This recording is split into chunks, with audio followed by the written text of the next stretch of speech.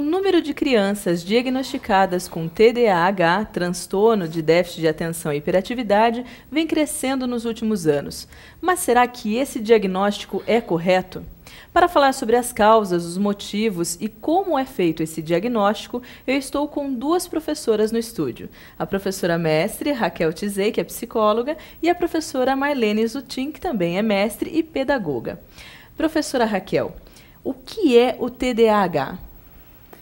Bom, o TDAH é um fenômeno complexo da gente discutir na realidade atual, mas numa ideia bem sintetizada, ele é um transtorno de déficit de atenção e hiperatividade e que, portanto, envolve essas duas capacidades do indivíduo, né? E que vem sendo de grande prevalência hoje no campo da educação e que, portanto, está bastante relacionado à psicologia. Mas o que seria, então, esse transtorno, esse déficit de atenção? É uma criança, eu vou falar como leiga, mais agitada, menos agitada? Ela tem algum problema que é considerado uma doença? Como funciona isso? Então, o transtorno, de acordo com os manuais de classificação, né, de transtornos mentais, ele é classificado com base num comportamento padrão. Né?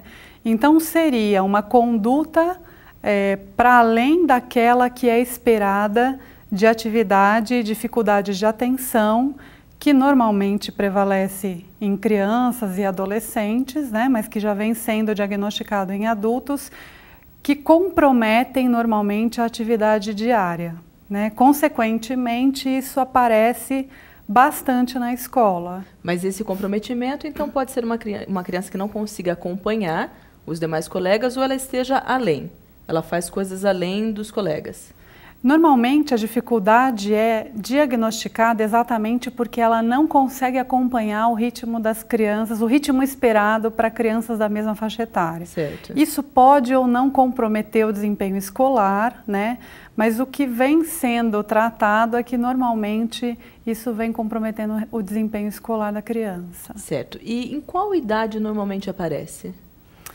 Então, na verdade, ele é um transtorno difícil de se pensar em qual idade, né? Para se ter uma ideia, a atenção é uma capacidade, é uma função psicológica, assim denominada, que se estrutura no humano ao longo de toda a sua vida, né? Então, para dizer que há um transtorno, a gente teria que ter essa estruturação pré-determinada, né? E ela vai se estruturando ao longo de toda a vida. Então, por exemplo, ao longo da infância, é responsabilidade das pessoas que lidam com essa criança, professores, pais, né, colegas, poderem entender como isso funciona na criança. Quando isso extrapola, né, aquilo que é esperado, por exemplo, a criança não consegue se concentrar na realização de uma atividade que outras crianças se concentram facilmente. É que isso começa a chamar a atenção. Aí vem uma problemática, né? Será que a simples dificuldade dela caracteriza um transtorno ou é uma dificuldade que pode ser trabalhada? Uma né? dificuldade comum, talvez até relacionada a uma outra deficiência, ou nem isso. Ou ao próprio contexto que não contribui para que isso aconteça e se estruture da melhor maneira. Contexto familiar. Familiar, educacional, né? A própria sociedade contribui para que isso aconteça também. Mas eu posso dizer que essa criança ela nasce com TDAH? Não. Ela não nasce, Não ela desenvolve pode. a partir de talvez 2 anos, 5 anos, mas não tem uma idade correta de falar quando ela pode desenvolver. Não, não existe. E o tempo de duração disso, toda a vida? Então, o tempo de duração depende do olhar que se vai ter para isso, né? Se você diagnosticar como um transtorno neurológico, né, seguindo padrões que esses manuais estipulam, né, das dificuldades de concentração, de atenção, de realização das atividades, isso pode perdurar a vida toda, né? Mas existe uma outra perspectiva que problematiza isso, que na verdade dependendo de como você olha para as circunstâncias em que esse comportamento acontece, você inclusive problematiza a existência do TDAH. Sim, sem dúvida. Bom, em se tratando de escola, a professora Marlene é diretora de uma escola pública estadual, é professora também, mestre em educação. Professora Marlene, na escola, é fácil diagnosticar uma criança com TDAH? Não, eu diria que a escola, ela pensa, né, tem pensado bastante nisso, porque como a professora Raquel disse, isso eu diria assim, está muito em moda. Qualquer criança que tem um comportamento que sai ou que extrapola o que nós dizemos da normalidade, a escola, a própria escola e a própria família, às vezes, entende, né, que é uma criança com transtorno. Certo, né? Mas não há nada que indique necessariamente, por exemplo, um questionário que possa ser feito com essa criança, com essa mãe, para indicar ela tem TDAH ou não? Não. O que a escola faz é normalmente percebe essa dificuldade, né, do desempenho, talvez essa falta de que a criança não consiga acompanhar, não tem o mesmo ritmo, que ela não consiga executar a tarefa que outros colegas da mesma idade executam. E aí a escola ou o professor chama esses pais para conversar, para averiguar se tem um outro tipo de problema, mas normalmente nem a escola, nem a família, ela não consegue fazer um diagnóstico, ela observa, que ela só consegue observar, que ela tem um comportamento diferente. Agora, afirmar que uma criança tem transtorno e déficit de atenção... Isso nem deve ser feito, não então. é competência nem atribuição da escola. E existe alguma legislação que proteja essa criança ou que diferencia essa escola em relação ao transtorno? Eu acho que o Brasil ele é muito recente, se pensar em termos de inclusão escolar, né, e o transtorno nós poderíamos caracterizar como uma criança que deveria ser incluída, né? A partir de 2004, efetivamente, nós temos políticas, né, na perspectiva inclusiva. Só que essas políticas, as próprias políticas inclusivas, elas tratam, por exemplo, das várias deficiências, da física, intelectual, auditiva. Não é específica para isso. E os transtornos globais e superdotação. Então, a legislação é clara. Então, ela não existe uma legislação que proteja ou então que determine que essa criança com transtorno tenha que ter, por exemplo, um atendimento educacional especializado. Certo. Bom, então nós precisamos também falar sobre os sintomas, mas isso a gente traz no próximo bloco. O Teoria e Prática volta já.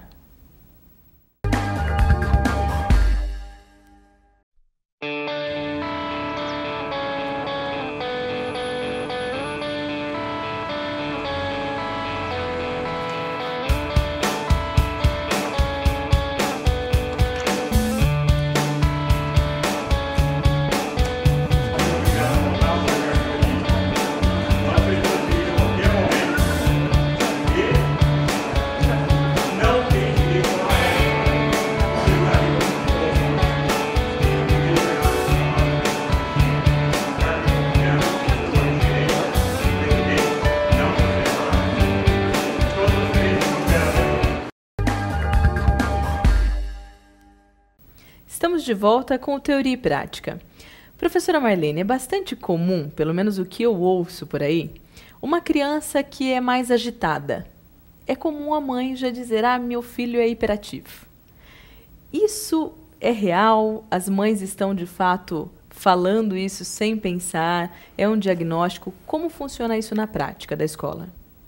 Na verdade, hoje, o próprio contexto, né, o volume de informações, a criança ela é diferente, né? A criança de hoje ela é muito diferente da criança de antes, né? De um tempo atrás. Então, e aí é normal normal, né? É comum, eu diria, é comum que tanto o próprio professor, né? Às vezes fala, a criança que não para sentada, a criança que se irrita com facilidade, a criança que tem dificuldade de se concentrar, fala, ele é muito hiperativo, né? E a família também reforça esse tipo de comportamento. E assume como verdade. E muitas vezes, a maioria das vezes, sem um diagnóstico. Certo. Né? E quais são os sintomas, normalmente, de uma criança que de fato tenha TDAH? Normalmente ela tem dificuldade de atenção mesmo, ela tem um grau de irritabilidade, né? Ela tem dificuldade de ficar sentada por muito tempo, de executar uma tarefa muito longa, né? Então, isso é Normalmente são os sintomas que a escola pode observar. Pode observar. E isso se mistura com outros tipos de comportamento. Uma criança que tem esse tipo de comportamento, que pode ser oriundo não do transtorno, mas às vezes do próprio meio, né? Do próprio contexto escolar, outras questões. E aí fecha um diagnóstico, a família, né, já rotula como se fosse diagnosticado com TDAH. E é interessante porque as crianças de hoje, nós falamos, isso é na mídia o tempo todo, geração Y, já a geração Z, é bastante interessante que são crianças extremamente ativas. Crianças que não param, mas não necessariamente que tenham algum tipo de transtorno. Então é bastante difícil porque é relativamente novo o assunto, não novo de existência, mas novo por estar em moda, como você mesmo citou anteriormente, e difícil, provavelmente, esse diagnóstico num colégio ou pela própria família. Mas, professora Raquel, causas. Posso falar que é hereditário o TDAH ou não? Então, não. Sobre essa perspectiva, né, a própria busca de causas, de sintomas, faz a gente incorrer, talvez, um erro de descontextualizar o transtorno de atenção e hiperatividade, né? Se você pensar, Érica, assim, que para você determinar qualquer transtorno, você tem que ter um padrão de normalidade, qualquer coisa que saia desse padrão poderia ser classificada um transtorno. No entanto, então, assim, o que a gente poderia dizer? Existe uma causa? Poderia existir. Pode existir uma causa neurológica, pode existir uma causa fisiológica, pode existir uma causa relacionada ao meio. Então, assim, a questão o que é que a gente vai fazer com uma criança que tem a TDAH? Né? A busca de ficar identificando causas, sintomas, na verdade, não resolve a problemática em si, mas sim pensar o que é que tem produzido o TDAH na nossa sociedade. Eu vou te dar um exemplo. A partir do momento em que se tem o diagnóstico? Não, antes dele. É a busca por um diagnóstico. Então, por exemplo, um professor, com frequência, ele tem 30, 40 alunos dentro de uma sala de aula, né? E aí, ninguém olha para a dificuldade dele em lidar com uma quantidade grande de crianças, com uma quantidade grande de estímulos que eles têm hoje, e a escola que não acompanha essa evolução, né? Então, eles têm celular, eles têm iPad, eles têm jogos, e o professor muitas vezes ele está centrado lá no giz, na lousa, na sala de aula tradicional. Ele muitas vezes não tem ferramentas que dê conta de chamar a atenção da criança. O que acontece? Ela dispersa. Então, quando a gente pensa assim, qual é a causa? Se você analisar sobre esse contexto, né, uma sala de aula com pouco recurso, um professor pouco preparado para lidar com essa diversidade e uma aula tradicional, a chance das crianças dispersarem daquela aula é muito maior do que elas se atentarem àquela aula. Então, assim, se eu olhar para a causa, eu posso falar assim, aquela aula daquele professor está causando a dificuldade de atenção da criança. E aí não é da criança, mas também não acho que é do professor. Então, assim, podem existir causas neurológicas? Podem, mas elas são minoria. O que tem acontecido é que hoje há uma banalização disso. Então, a criança não presta atenção, ela tem um transtorno, né? O professor que não consegue olhar dessa forma, ele muitas vezes olha o aluno como um aluno com TDAH e ele também não olha para esse contexto no qual ele também está inserido. Os familiares assumem um discurso que frequentemente psicólogos, a escola, os médicos acabam propagando. Então, assim, é difícil dizer para você qual é a causa. A gente tem que entender... de fato, porque, lógico, os sites colocam alguns problemas, talvez, de ingestão de drogas na gravidez, drogas, álcool, coisas desse tipo, mas, de fato, não seria esse o ponto, então, para analisar TDAH. Mas eu fiquei com uma dúvida. Como a escola se prepara para isso? A gente pode voltar no próximo bloco e falar sobre esse assunto. Então, Teoria e Prática volta já.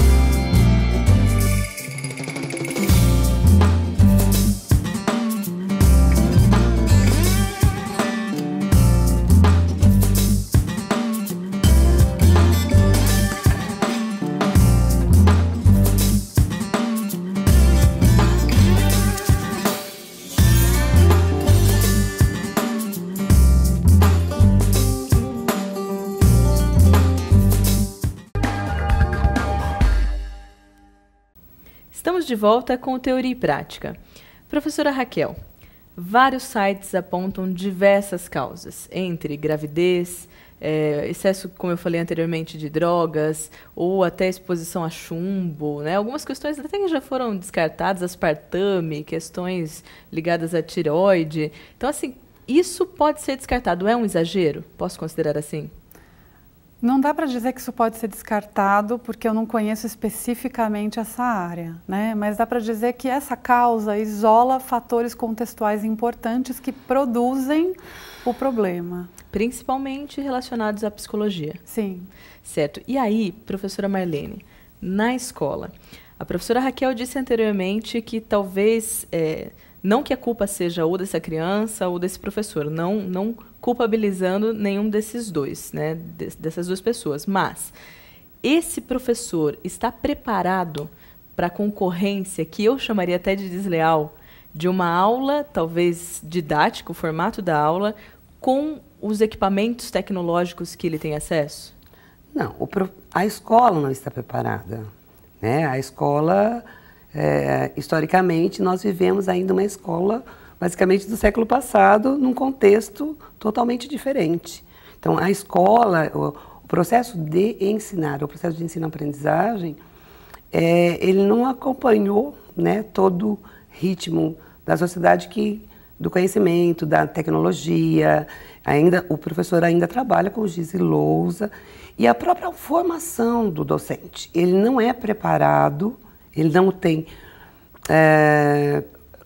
essa construção teórica, né, esse subsídio teórico para tratar com crianças ou com transtorno de déficit de atenção ou com outras deficiências. Então, é interessante porque eu sei que são áreas totalmente distintas, totalmente assim, podem ser... Elas se conversam bastante, mas o pedagogo, ele tem a disciplina de psicologia, pelo menos para aprender um pouco do que é a área? No curso, atualmente, de pedagogia, oferece, né, dentro da grade do currículo de formação, tem algumas disciplinas que contemplam esse conhecimento. Mas, por exemplo, isso para séries iniciais e para a educação infantil, né? O professor que é especialista, muitos deles nem receberam na sua formação sequer o curso, a disciplina de psicologia da educação, por exemplo. Entendi. Mas aí, até passando para a professora Raquel, o psicólogo pode estagiar dentro desse colégio ou ele faz isso normalmente? Como que é, então, essa conversa? Ou quando aparece uma criança com esse diagnóstico, como ele é tratado dentro da escola? Então, aqui, né, inclusive dentro da Uniararas, a gente tem parceria com algumas escolas e a queixa de TDAH é algo bastante frequente, né? Para a psicologia é tratado como uma problemática, né, uma epidemia.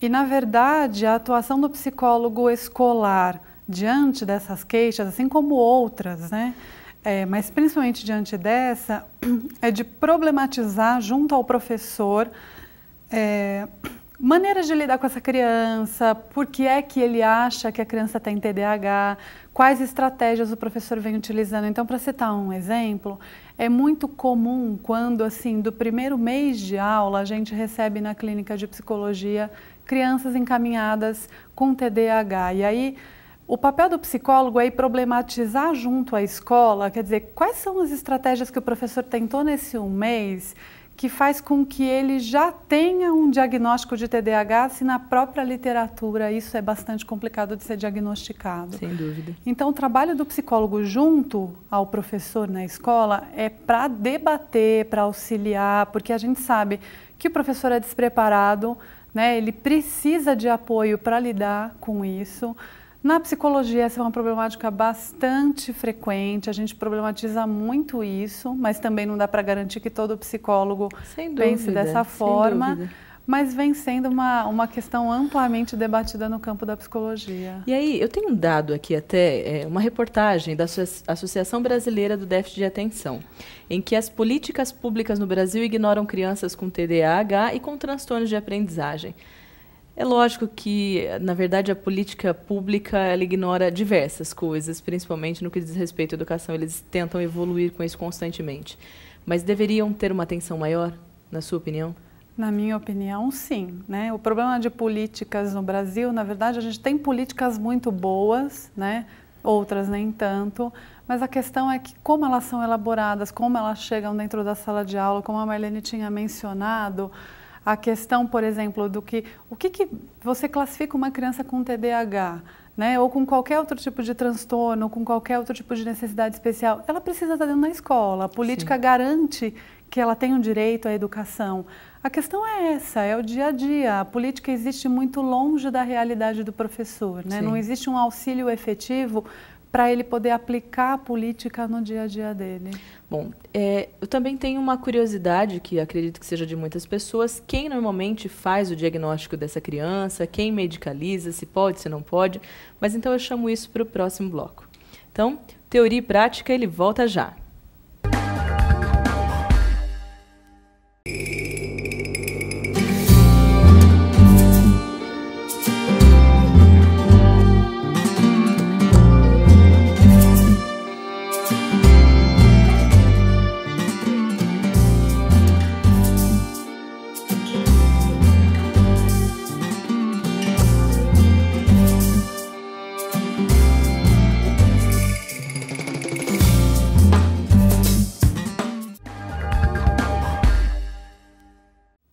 Estamos de volta com Teoria e Prática. Professora Marlene, na visão da escola, essas políticas públicas, elas existem? Elas existem. As políticas estão postas, normatizadas, né? E muitas delas são muito boas. Mas a efetividade, na prática, ela não acontece. Por exemplo, uma criança ou com transtorno ou com qualquer outra deficiência, né? Ou superdotação, ela tem direito, por exemplo, de um atendimento educacional especializado, que seria um serviço de apoio, que conta com profissionais específicos e especializados. Mas isso não significa uma escola diferenciada? Não. A criança, existe a normatização da política educacional brasileira, qualquer criança deve estar matriculada na rede regular, numa classe comum, e ter um atendimento educacional especializado para essa criança que necessita. É atender a criança na sua necessidade. Então isso é regulamentado, mas na prática na efetividade isso não acontece. Nas escolas privadas, normalmente, existe uma diferença ou também a mesma coisa? Não. Assim, às vezes em determinadas escolas, mas é bem raro, bem raro. É mais fácil, eu penso, incluir uma criança numa escola pública do que numa escola particular. Por que isso? Porque a rede pública ela é obrigada, por lei, aceitar a matrícula. Ah, entendi. Então, aí a escola particular é facultativa, né? Sem dúvida, sem dúvida. Bom, nós temos mais um dado aqui, que até vem com uma informação de dados do IBGE, e eu gostaria de colocar atenção apenas a alguns números que eles colocam como número estimado dos indivíduos com TDAH no Brasil. Professora Raquel, independente da quantidade de pessoas, posso dizer que talvez esse diagnóstico esteja furado. Em qual sentido? Ter sido diagnosticado, mas de fato não ser uma doença que foi real, talvez outros sintomas, e simplesmente o médico colocou como TDAH. Pode ser? Talvez a prevalência, né, é grande, vem aumentando, Érica, porque é uma problemática que vem envolvendo muito a sociedade. Não significa que esse número grande de pessoas tenham TDAH, mas significa que de alguma maneira alguém está com dificuldade de lidar com elas, né? Sim. Tanto adulto quanto crianças. Então, assim, não que eu acredito que tenha que ser problematizado esses índices, eles devam ser problematizados, não ignorados, porque de alguma maneira representam alguma dificuldade, mas eles devem ser questionados. Talvez mais qualitativos, né? Sim. Uma pesquisa mais qualitativa seria mais viável. Sim. E aí nós temos mais uma outra informação, que é da Revista Brasileira de Psiquiatria, onde eles colocam que o TDAH é subtratado no Brasil. E aí um assunto bastante polêmico, a medicalização. Existe uma medicalização muito ampla, na sua opinião, em relação ao tema? Então, sim, a medicalização de qualquer dificuldade de aprendizagem, de transtornos de desenvolvimento vem sendo debatido, né? O Conselho Federal de Psicologia tem discutido isso amplamente, porque não se trata de negar a existência de transtornos que precisam de medicalização, mas se trata de dizer que muitas dificuldades vêm sendo medicalizadas para serem lidadas. Então a gente ignora outros aspectos para dizer o medicamento resolve, quando Sim. na verdade isso é falso. Então o problema da medicalização do TDAH especificamente é que você exime qualquer outro contexto de produção disso de se implicar no processo. Então, por exemplo, quando você encaminha, e normalmente quem dá esse diagnóstico é um médico, um neurologista. Era isso que eu ia te perguntar até. Um neurologista que dá esse diagnóstico, um psiquiatra também? Frequentemente, um neurologista, um pediatra, um psiquiatra, eles que diagnosticam e medicam. Isso não é uma habilidade que o psicólogo ou o pedagogo faz, mas que com frequência os psicólogos e os pedagogos vêm se apropriando disso e dizendo precisa de medicação. Então o problema é que ao invés de problematizar o TDAH, a gente tem empurrado para a medicina também dar conta disso. Eu não acredito também que seja a culpa de todos os médicos, porque por outro lado, a gente joga muitas coisas para eles resolverem. Agora, a medicalização desse... É mais preocupante ainda é nesse muito aspecto, preocupante, sem dúvida. E professora Marlene, nós estamos chegando ao fim do programa, mas eu ainda gostaria de colocar uma recomendação, talvez sua, para os pais. O que você sugere que os pais façam, talvez não num diagnóstico, mas ao observarem que essa criança tem algum tipo de transtorno? Eu acho que a responsabilidade, né, dos pais e da escola é observar mesmo a criança e tentar entender como isso acontece e por que acontece. Eu acho que é um processo muito mais reflexivo, né, da escola e por parte dos pais, para olhar, ver como esse processo está acontecendo, se está acontecendo efetivamente e por quê. Porque nem sempre pode ser uma doença, pode ser outro tipo de transtorno, né? Ou tipo de problema. Às vezes ela tem uma dificuldade comum, que é uma dificuldade pedagógica, e não podemos dizer que ela está doente por causa disso. Faz parte do processo, porque cada criança tem um ritmo, cada criança tem o seu jeito de aprender, e a escola precisa entender isso, e os professores precisam entender, e os pais também. E os pais sempre têm a expectativa o pai sempre quer que o filho seja o mais bonito, o mais inteligente. Então, entender que cada criança tem a sua própria construção desse conhecimento. E acho que é interessante deixar também o recado de que a multidisciplinaridade é importante. Então, não só o pedagogo, não só o psicólogo, mas que todos se conversem para um possível diagnóstico. E a responsabilidade, eu acho que não dá para dizer só a escola, só o psicólogo. Sim. É importante, né? Eu penso que é muito importante e é recomendado sempre, quando aparece criança com esse falso diagnóstico, né? Que os pais investiguem bastante isso e levem uma equipe multidisciplinar para que se feche, se for o caso, um diagnóstico a respeito. Maravilha. Quero agradecer a presença, professora Raquel, professora Marlene, e colocar o e-mail do Teoria e Prática para que vocês possam tirar dúvidas ou colocar algumas sugestões sobre esse assunto ou outros que acharem interessante. É o teoriaprática@uniararas.br. Até a próxima!